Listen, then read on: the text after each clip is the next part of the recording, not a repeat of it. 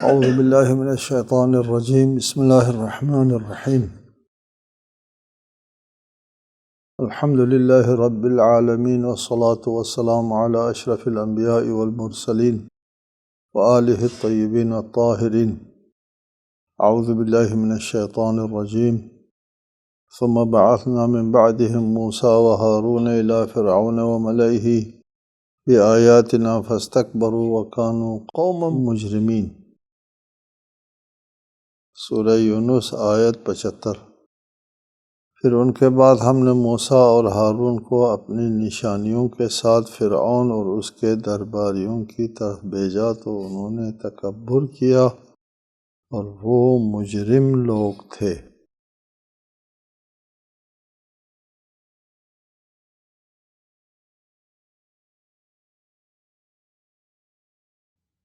پچھلی آیت میں ارشاد فرمایا کہ ثم بعثنا من بعده رسلا الی قومہم،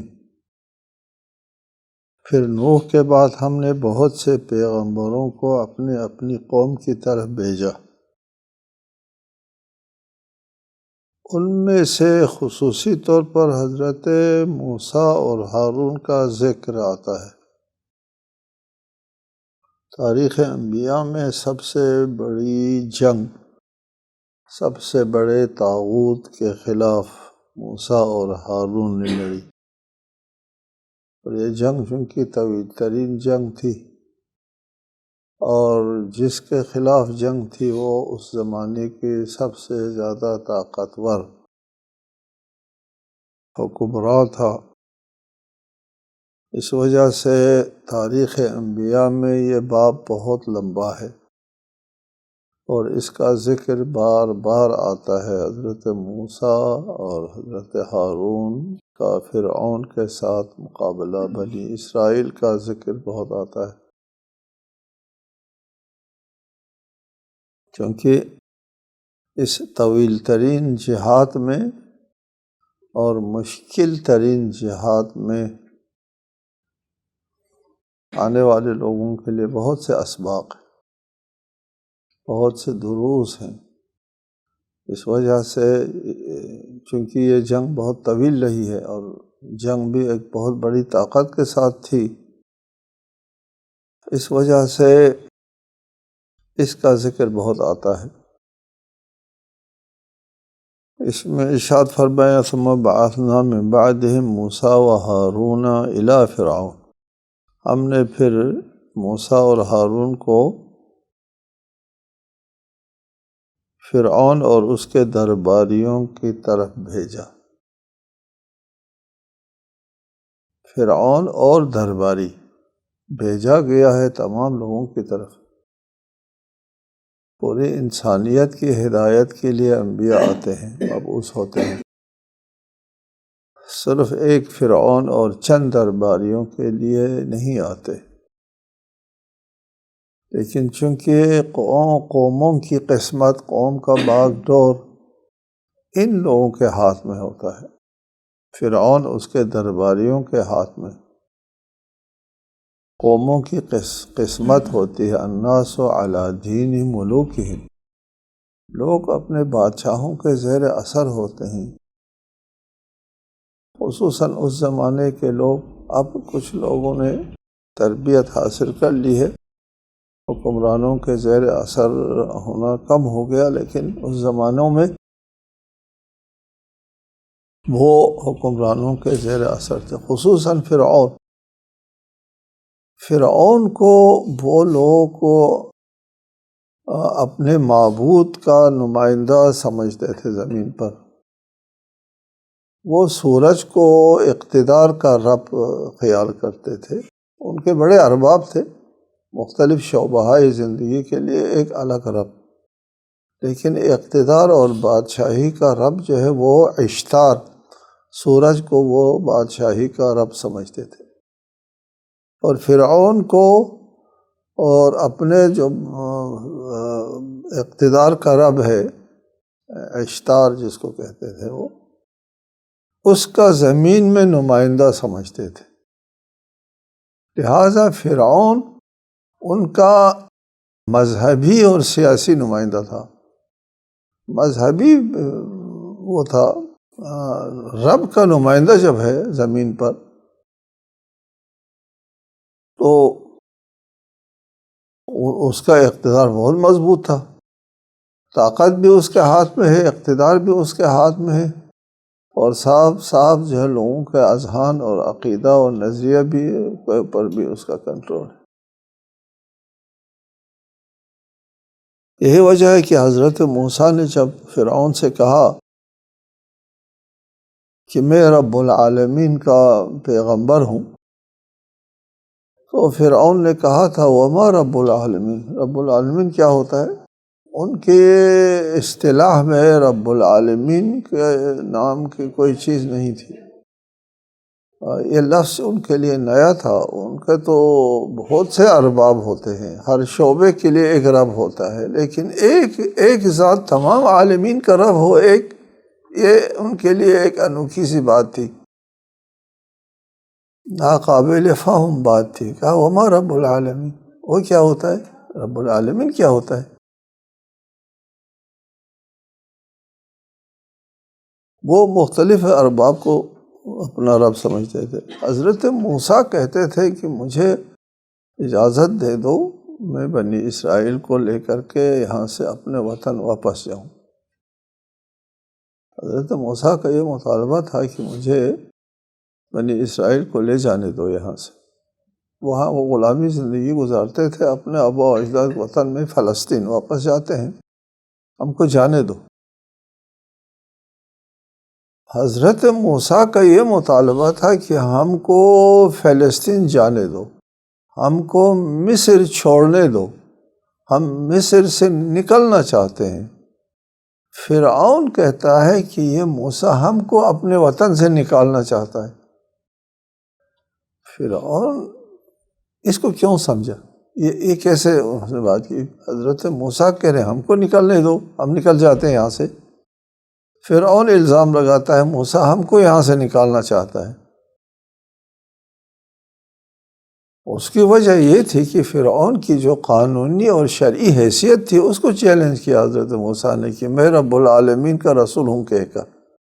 اچھا تو رب العالمین کا یعنی اللہ کا رسول تو ہے، نمائندہ تو ہے، تو پھر میری حیثیت تو کچھ نہیں رہی، مجھے تو یہاں رہنے کا بھی جواز نہیں ملے گا، یہ تو ہم کو نکالنا چاہتا ہے، اپنے آپ کو میری جگہ پر جو ہے وہ بٹھانا چاہتا ہے۔ یہ الی فرعون و ملئہ، فرعون اور اس کے درباریوں کی طرف بھیجا، اس لیے کہ وہ لوگوں کی قسمت ان کے قبضے میں، لوگوں کے عقائد و نظریات بھی ان کے قبضے میں۔ فرعون صرف بادشاہ نہیں تھا، اقتدار اور کرسی کے اوپر نہیں تھا، اور اس کا اقتدار گردنوں پر نہیں تھا، اس کا اقتدار دلوں پر بھی تھا۔ عقیدہ اللہ کا نمائندہ ہونے کی وجہ دلوں پر بھی تھا، اس وجہ سے لوگوں کی کوئی حیثیت نہیں تھی، ساری حیثیت تو حاصل تھی فرعون اور اس کے درباریوں کو۔ اس لیے اللہ تعالیٰ نے براہ راست وہاں بھیجا جہاں لوگوں کے قسمت کا فیصلہ ہونا ہوتا ہے، فرعون اور اس کے درباریوں کی طرف۔ فاستکبروا، انہوں نے تکبر سے کام لیا۔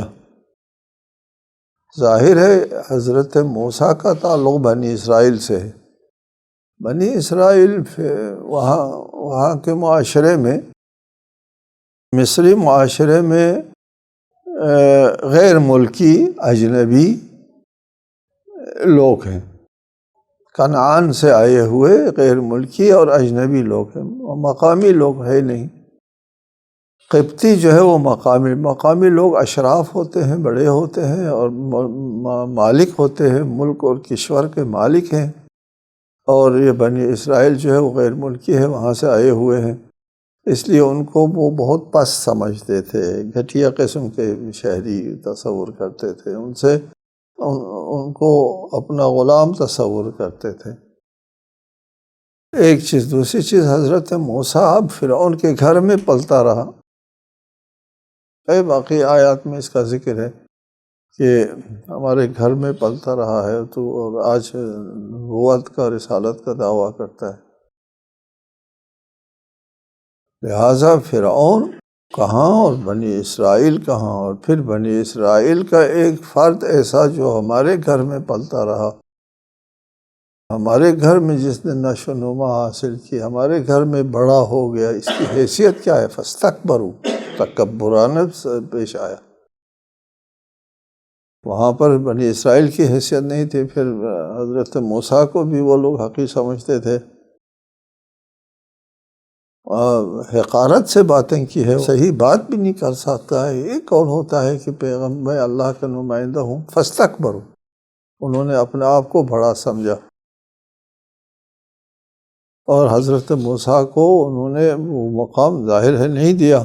وَكَانُوا قَوْمًا مُجْرِمِينَ، وہ مجرم لوگ تھے، ظاہر ہے ان کا عقیدہ مجرمانہ، ان کا سلوک مجرمانہ، وہ غیر قانونی طور پر ایک افتراء اور شرک کی بنیاد کے اوپر ان لوگوں کا اقتدار تھا، مجرم لوگ تھے۔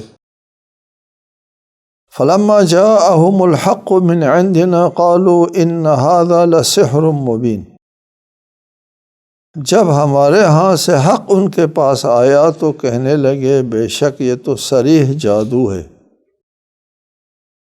جاءهم الحق، ان کے پاس حق آیا۔ حق سے مراد یہاں پر اشارہ ہے حضرت موسیٰ کے معجزات کی طرف، کہ ان کے پاس حضرت موسیٰ کا جب معجزہ آیا تو انہوں نے کہا یہ تو صریح جادو ہے۔ ان معاشروں میں ان لوگوں نے معجزہ تو دیکھا نہیں تھا، حضرت موسیٰ کو اللہ کا نمائندہ مانتے نہیں تھے، اللہ بھی ان کے تصور میں ایک اور چیز کا نام ہے، بہت سے ارباب ہے۔ لہٰذا جب حضرت موسیٰ معجزہ لے کر آیا اور دیکھا یہ معجزہ جو ہے وہ انسانی قدرت سے بیرون چیز ہے، تو انسانی قدرت سے بیرون چیز عام انسان کے لیے جو مانوس چیز ہے، جو ہر شخص نہیں کر سکتا، وہ جادو ہے۔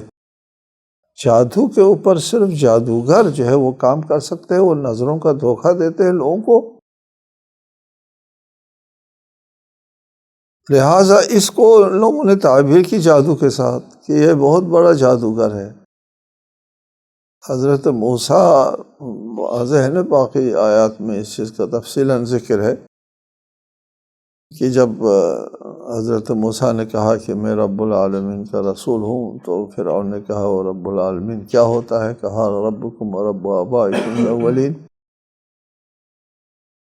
گفتگو ہوئی اور پھر دلیل پیش کرنے کے لیے کہا تو حضرت موسیٰ نے عصا پھینکی تو اژدہا بن گیا۔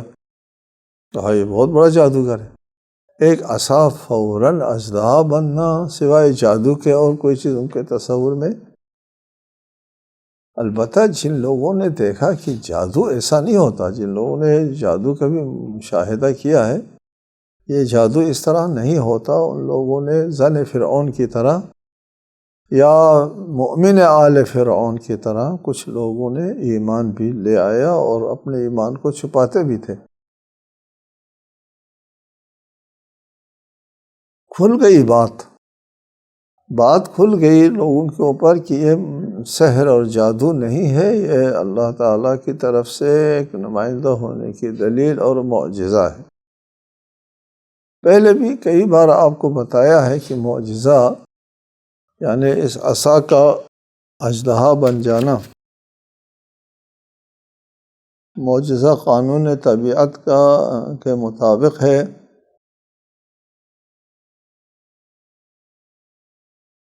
یا نہیں ہے؟ پہلے آپ کو بتایا معجزہ قانون طبیعت کے مطابق ہے، قانون طبیعت کو توڑتا نہیں ہے۔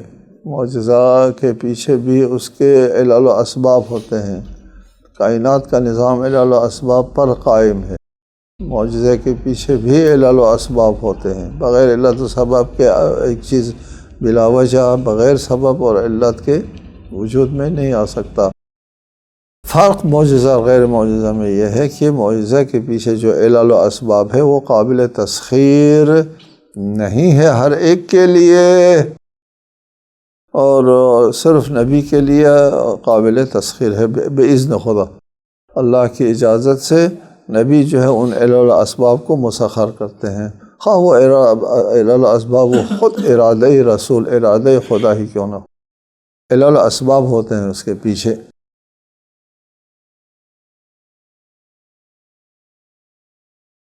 یہ بات نہ کہو کہ ارادہ کیسے علل و اسباب ہوتا ہے، مضبوط ارادے معجزے کرتا ہے۔ آج بھی عام انسانوں کے لیے بھی یہ قابل عمل چیز ہے، ارادہ بہت مضبوط چیز ہے انسان کے پاس۔ اللہ کے ارادہ اور رسول کے ارادے کی بات چھوڑو، علل و اسباب کے تحت معجزے رونما ہوتے ہیں، لیکن معجزے کے پیچھے جو علل و اسباب ہیں وہ قابل تسخیر نہیں ہے، یہ ہمارا موقف ہے۔ لیکن بعض جو سائنس سے مرعوب اذہان جو ہے، کچھ ہمارے مفسرین حضرات میں کچھ لوگ سائنس سے بہت مرعوب ہو گئے۔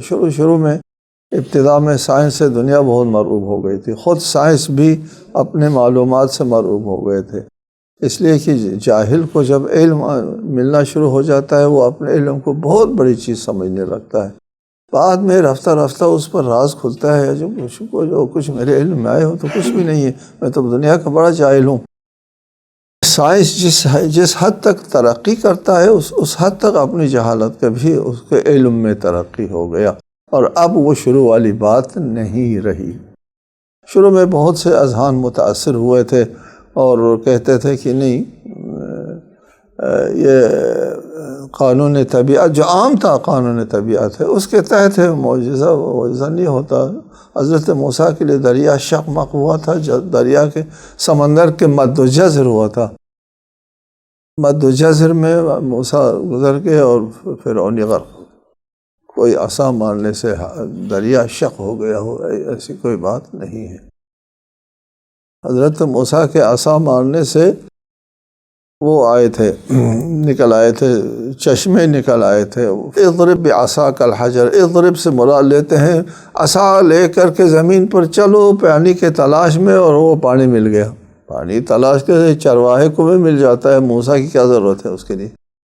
یہ وہ معجزہ نہیں ہے۔ بہرحال وہ اس طرح توجیہ کرتے ہیں، اضرب بعصاک الحجر، اپنے عصا کے سہارے پر پہاڑوں پر چلو، پھر پانی مل گیا، وہاں چشمے پھوٹ رہے تھے۔ اس قسم کی تعویل کرتے ہیں جو سائنس سے مرعوب، ابتدائی دنوں کی بات ہے، آج کل ہمارے علم میں نہیں ہے کوئی مفکر، کوئی مفسر جو ہے وہ سائنس سے مرعوب ذہن رکھتا ہو اور آیات کے معجزات کی اس قسم کی تعویل کرتے ہوں، آج کل نہیں، شروع میں تھا۔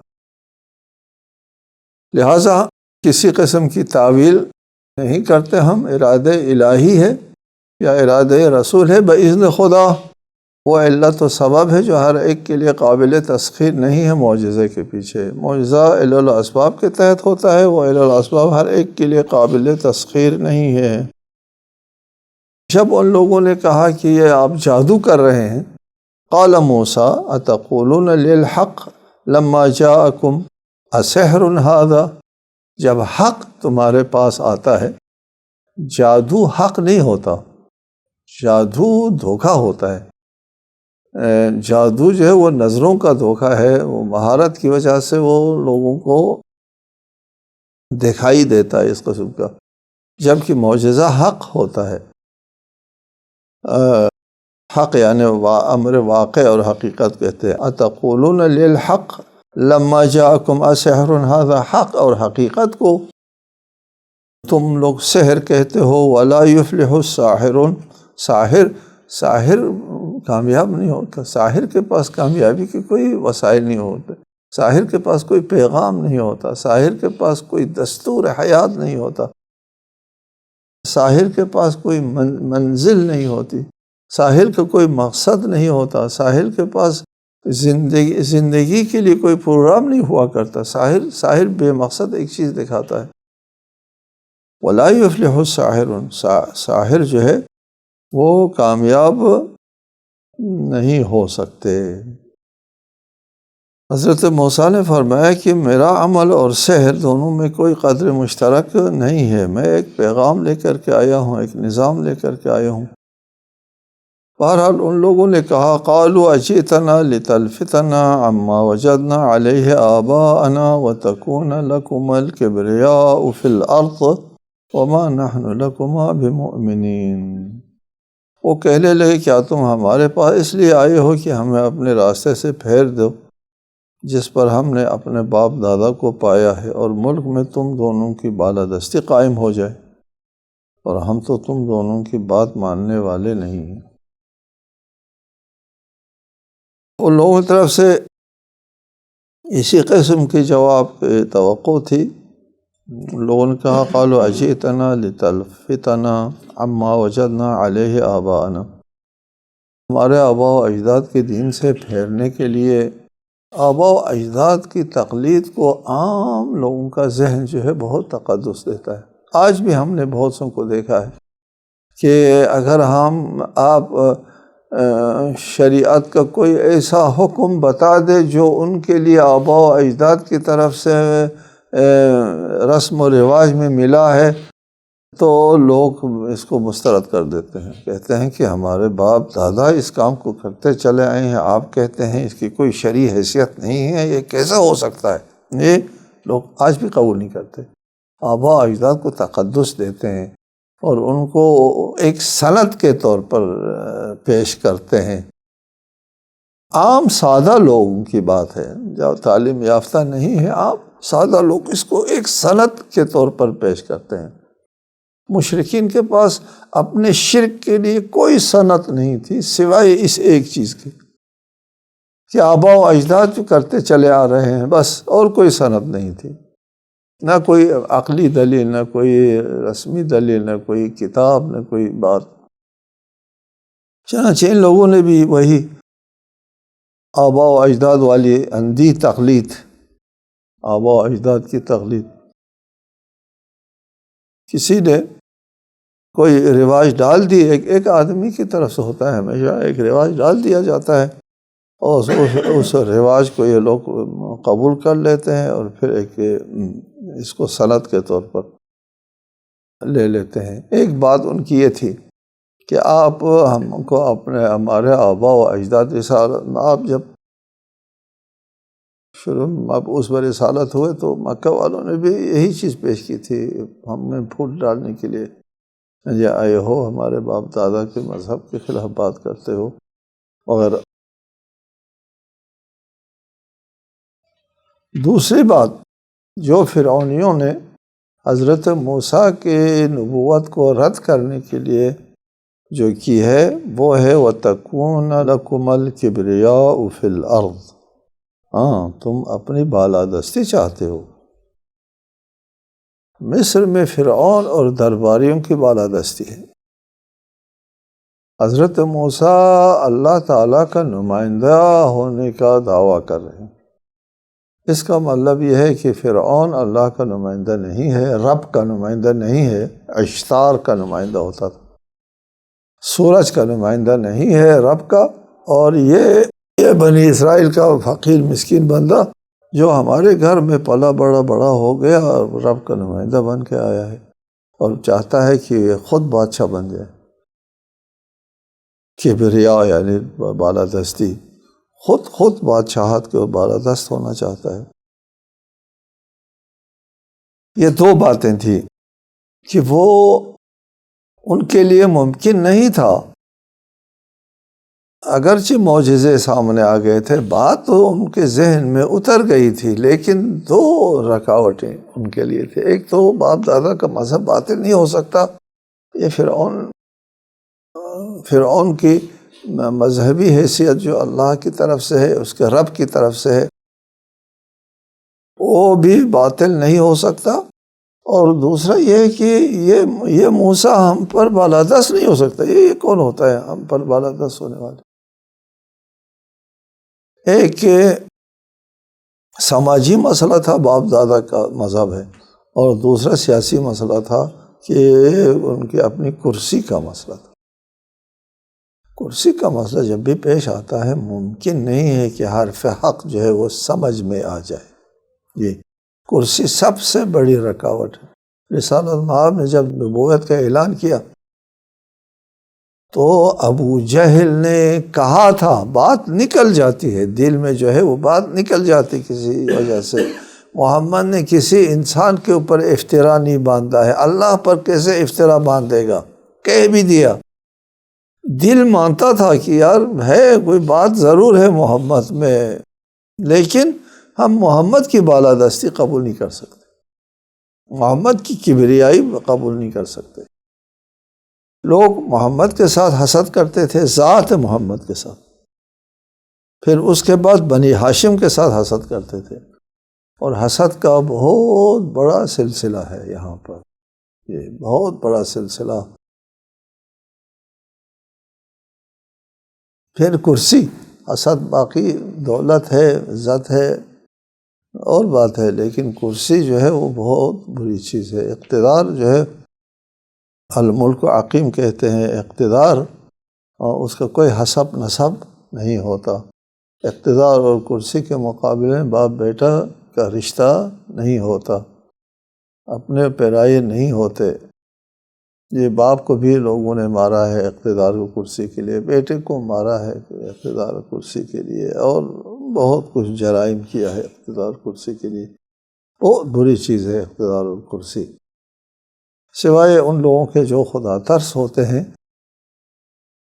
اور ائمہ کے بعد کچھ افراد ہوتے ہیں جو اقتدار و کرسی پر آنے کے بعد بھی اپنا اصول نہیں چھوڑتے، جی۔ ورنہ باقی لوگوں کے لیے اقتدار میں آنے کے بعد ان کے پیمانے بدل جاتے ہیں، سوچ بدل جاتے ہیں، فکر بدل جاتے ہیں۔ اولیاء فرماتے ہیں یہ بادشاہ لوگ حتیٰ سلام کر کے، سلام جو لوگ کرتے ہیں اس کے جواب دینے کے بھی ان کے لیے گراں گزرتا ہے، سلام کا جواب دینا بھی گراں گزرتا ہے لوگوں کے لیے، اور انصاف دے سکتے ہیں یہ لوگ، سوچ بدل جاتی۔ وَتَكُونَ لَكُمُ الْكِبْرِيَاءُ فِي الْأَرْضِ، تم اپنی بالادستی چاہتے ہو زمین کے اوپر، مطلب وہ سیاسی لے رہے ہیں، اقتدار اور کرسی کے لیے دعوی نبوت کر رہے ہیں، اور یہ قابل قبول نہیں تھا فرعون اور فرعونیوں کے لیے۔ اقتدار و کرسی کے مقابلے میں جب بات آتی ہے کوئی حرف حق کسی کے سمجھ میں نہیں آتی، بہت بڑی رکاوٹ ہے۔ ویسے خواہشات مال دولت بھی رکاوٹ ہے، مال دولت خواہشات مفادات ہوتے ہیں تو بات سمجھ میں نہیں آتی۔ آپ کسی کو کوئی بات سمجھانے کی کوشش کریں، کوئی شرعی مسئلہ ہے، حق کی بات ہے، اگر اس کے مفاد میں ہے بہت جلدی سمجھ میں آ جاتی ہے، فوراً مان لیتے ہیں، بہت صحیح فرمایا آپ نے یہ، اور اگر اس کے مفاد میں نہیں ہے آپ لاکھ تکرار کریں اس کی سمجھ میں نہیں آتی، بہت دیکھا ہے ہم نے۔ وہ فیصلے آتے ہیں، شرعی فیصلے آتے ہیں تو اس کے مفاد میں وہ فیصلہ نہیں جاتا، شرعی مسئلے کا جواب اس کے مفاد میں نہیں جاتا، اس کے سمجھ میں بہت کم لوگ ہوتے ہیں۔ البتہ ایسے مومن مخلص لوگ ہوتے ہیں جن کے لیے فرق نہیں کرتا کہ اس کے حق میں ہو اس کے خلاف، بلکہ وہ اس کے خلاف مالی مفاد کے خلاف جانے کو بھی اپنے حق میں سمجھتا ہے، وہ لوگ بہت جلدی سمجھ جاتے ہیں، جی۔ لیکن جن کے لیے مفادات حائل ہیں، مفادات کے پردے کے پیچھے ہے ان کی سوچ، اور ان کی سوچ سے آگے مفادات کا پردہ ہے، اور وہ حرف حق سمجھنے کے لیے اصلا آمادہ نہیں ہوتے۔ جب یہ لوگ آمادہ نہیں ہوتے تو اللہ تعالیٰ بھی ہاتھ اٹھا دیتا ہے ان سے، بتاتا ہوں ہمیشہ آپ کو، اللہ ہاتھ اٹھا لیتا ہے۔ جب اللہ ہاتھ اٹھائے تو پھر کوئی اور تو ہے نہیں ہدایت دینے والا، ہدایت تو صرف اللہ کی طرف سے ملنا تھی، اللہ نے ہاتھ اٹھا دیا، اور کسی ذریعے سے ان کو ہدایت نہیں ملتی، راستہ بند ہو گیا، ہدایت کا راستہ بند ہو گیا۔ طبع اللہ علی قلوبہم، ان کے دلوں کے اوپر مہر لگنے کا مطلب یہ ہوتا ہے، ٹھیک ہے جی۔ چنانچہ ان لوگوں نے کہا وما نحن لکما بمؤمنین، ہم آپ دونوں کے اوپر ایمان لانے والے نہیں ہیں۔ بات بھی ایسے ہی ہے کہ یہ لوگ ایمان لانے والے نہیں ہوتے، نہیں ہونا چاہیے جی، الا کہ کسی کا ضمیر اور وجدان پاکیزہ ہو، بیدار ضمیر ہو، جیسے مومن آل فرعون کے درباریوں میں سے، قریبی لوگوں میں سے تھا، وہ بھی انہی کی طرح تھا، اس کے بھی مفادات تھے، وابستہ تھے، لیکن وہ سمجھ گیا، بات جو ہے وہ اس کے ذہن میں اتر گئی، لیکن اس کا ضمیر جو ہے وہ ضمیر وجدان جو ہے وہ بیدار تھا، اور اس کا وجدان اور ضمیر جو ہے وہ مفادات کے پیچھے نہیں تھا، آگے تھا، وہ سمجھ گیا۔ ہوتے ہیں لوگوں میں فرق ہوتا ہے، اور دوسرے لوگ نہیں سمجھ سکے، تو اس لیے ان لوگوں نے کہا آپ پر ایمان لانے والے نہیں۔ السلام علیکم ورحمۃ اللہ وبرکاتہ۔